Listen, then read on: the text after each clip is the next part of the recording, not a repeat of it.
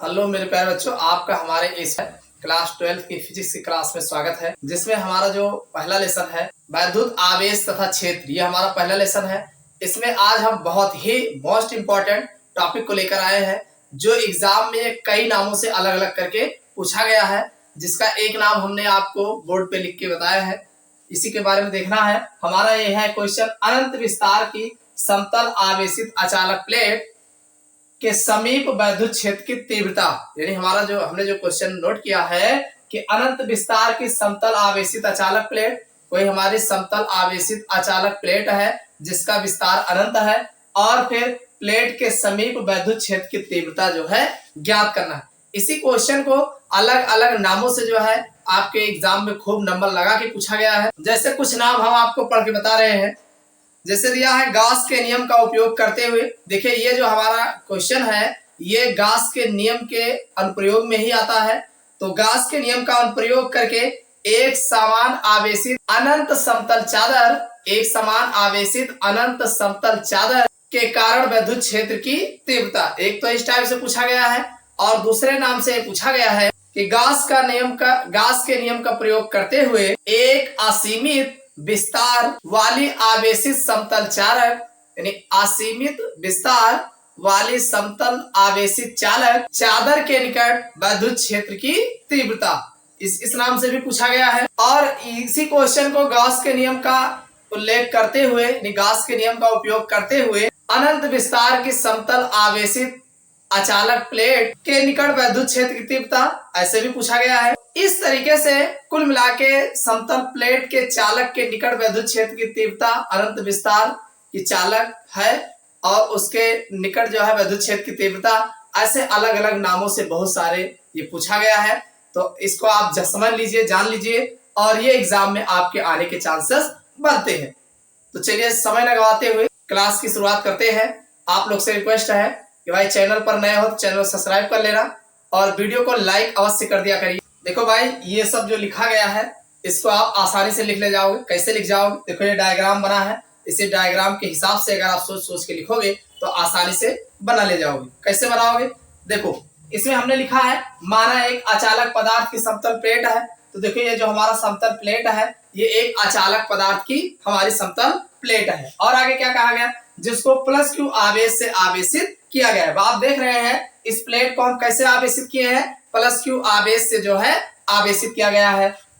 तो क्योंकि प्लेट अचालक पदार्थ का बना है, इसलिए आवेश का वितरण प्लेट के संपूर्ण आयतन में समान रूप से होगा। अब भाई, अब ये हमारा जो प्लेट है वो अचालक पदार्थ का बना है। तो जब अचालक पदार्थ का बना है और इसको जब हम प्लस क्यू आवेश से आवेशित करते हैं तो यह आवेश जो है प्लेट पर समान रूप से वितरित हो जाता है, यानी फैल जाता है।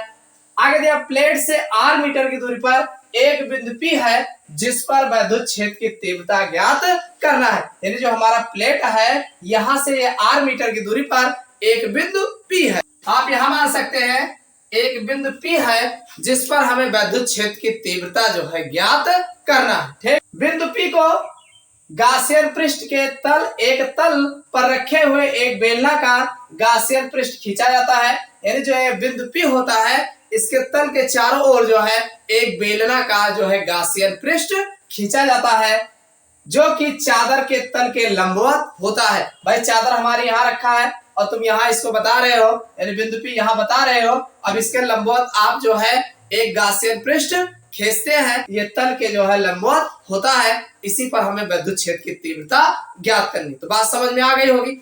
अब देखो, इसमें आपको तीन जगह बनेगा। एक तो एक यहाँ पे आपका अल्प क्षेत्रफल देखा जाएगा, एक यहाँ देखेंगे, और एक जहाँ चादर के निकट होगा, एकदम नजदीक होगा, यहाँ पर देखिए। तो ये भी अल्प क्षेत्रफल, ये डी होगा, ये भी डी होगा, और ये भी डी होगा। देखो, ये अल्प खंड का जो वैद्युत फ्लक्स होगा फाई एम मान लेते हैं, और यहाँ वाला भी फाई एम मान लेते हैं, और ये जो बीच में होगा इसको फाई एन मान लेते हैं। क्या मान लेते हैं? फाई एन मान लेते हैं। ठीक, तो कुल वैद्युत फ्लक्स जो होगा फाई ई बराबर होगा phi M plus phi M plus phi N होगा।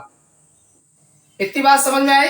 भाई, तीन जगह पे हम वैद्युत फ्लक्स बना रहे हैं, तो एक भाई यहाँ का फाई एम माने हैं, बीच वाला फाई एन माने हैं, तो ये हमारा phi M plus phi N हो जाएगा, यानी कुल वैद्युत फ्लक्स हमारा जो होगा। समझ में आई बात? अब आप देख रहे हैं कि यहाँ पर और यहाँ पर यानी फाई एम पर कोई कोण नहीं बनेगा। अरे यहाँ पर कौन सा कोण बन रहा है? यहाँ पर कोई कोण नहीं बनेगा। तो आप जानते हैं फाई ई बराबर होगा फाई एम की वैल्यू जो होगी E D A cos theta होता है। तो यहाँ पर कोई कोण नहीं बन रहा, जीरो हो जाएगा, और plus E D A cos zero ये भी हो जाएगा, और फाई एन पर 90 डिग्री का कोण बन रहा है, तो ये हो जाएगा ई डी ए कॉस 90 हो जाएगा। इतनी बात समझ में आएगी नहीं भाई? यहाँ पे चादर के तर पर वहां पर 90 डिग्री का कोण बन रहा है, तो ये कॉस 90 हो जाएगा, बाकी सब पे जीरो बन रहा है, तो E D A cos zero, E D A cos zero और ई डी ए कॉस 90 हो जाएगा। एक चीज आप जानते हैं, कॉस जीरो बराबर जो होता है वो आपका 1 होता है, तो यहाँ पे आ जाएगा E D A cos zero की वैल्यू 1 ही होगा, और इसका भी वही हो जाएगा ई डी ए, और प्लस ये आपका जीरो हो जाएगा।